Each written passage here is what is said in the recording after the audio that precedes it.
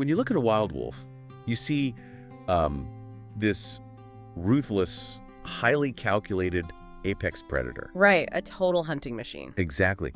But then you look at a golden retriever and you see pure, unconditional love. It honestly feels like magic. It does feel like magic, but it's actually biology, which is, well, this is where the science gets absolutely fascinating. Dogs actually share the exact same rare genetic mutation as humans with a condition called Williams syndrome. Wait, really? The exact same mutation? The exact same one. So that means their oxytocin levels, like the love hormone, are completely supercharged, right? It creates this intense hypersociability. Yes. So that desperate need your dog has to snuggle with you, it's literally hardwired into their DNA. That is wild. Well, welcome to NiBi Media, where we are doing a deep dive into Novi's dog tales. Our mission today is to trace that exact genetic journey. Right, looking at how a fearsome wild predator basically transformed into your best friend. Exactly. Hoo-hoo. And hey, if you want to uncover more mind-blowing science with us, make sure to like and subscribe to NiBi Media right now. So, to understand the origins of this bond, we really have to rewind the clock. Okay, so let's get into point number 1.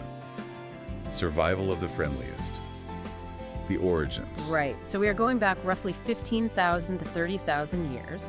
Modern humans are just entering Eurasia, and they are coming face to face with gray wolves. Okay, let's unpack this for a second, because the classic image I have in my head is, some daring caveman stealing a fluffy wolf cub. Right, tying it up and forcing it to be a pet. Yes. Did it actually happen like that? Not at all. I mean, that is the common myth, but the evidence points strongly to self-domestication. Self-domestication. Yeah. Certain bold wolves realized that instead of expending massive amounts of energy hunting dangerous prey, they could just scavenge around human camps. Ah, so their entire survival strategy shifted. Exactly. It wasn't about being the most aggressive hunter anymore. It was about being the friendliest scavenger so the humans wouldn't, chase them away. Which actually raises a really interesting question for you listening right now.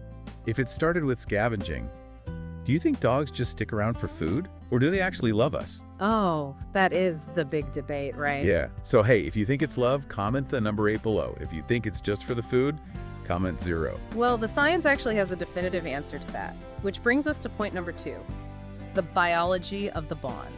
Let's hear it. So, researchers at Emory University actually trained dogs to voluntarily go into MRI scanners. Wow, just voluntarily. Yeah. They wanted to see what spikes their dopamine more, a food reward or human praise. And let me guess, the praise won. It did. Their brains literally light up more for a simple good boy than for a piece of sausage. That is amazing. But wait, behavioral shifts are one thing. Does that actually change them physically? It does, and to prove how powerful this biological shift is, scientists point to the famous Russian fox experiment. Oh, I think I've heard of this. Yeah, so researchers selectively bred wild foxes based on just one single trait tolerance of humans.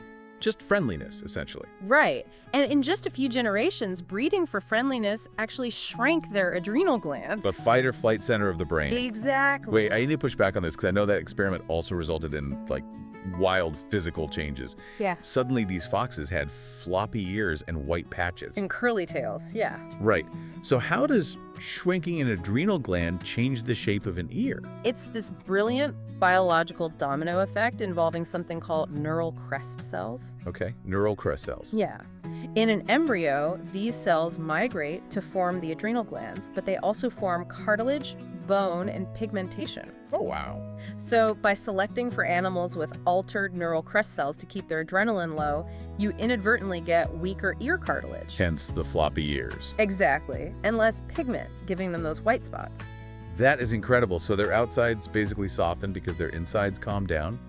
We domesticated their anatomy by accident. Precisely. Which leads perfectly into point number 3, from partners to pets. Right, because as those early dogs evolved, like ancient Akitas and Basenjis, they kept their wolf-like traits, but lost that bone-crushing jaw strength. Right, they transitioned into our hunting partners. The dogs were the chasers and humans were the finishers. Okay, that makes sense for the working breeds. But it still feels like a massive leap from a majestic wolf to like a tiny chihuahua or a pug. Did we just over-engineer them? Well, that extreme physical shift is actually surprisingly recent. Just a few hundred years ago, kennel clubs started intense selective breeding. Oh, just for specific aesthetic looks. Yeah.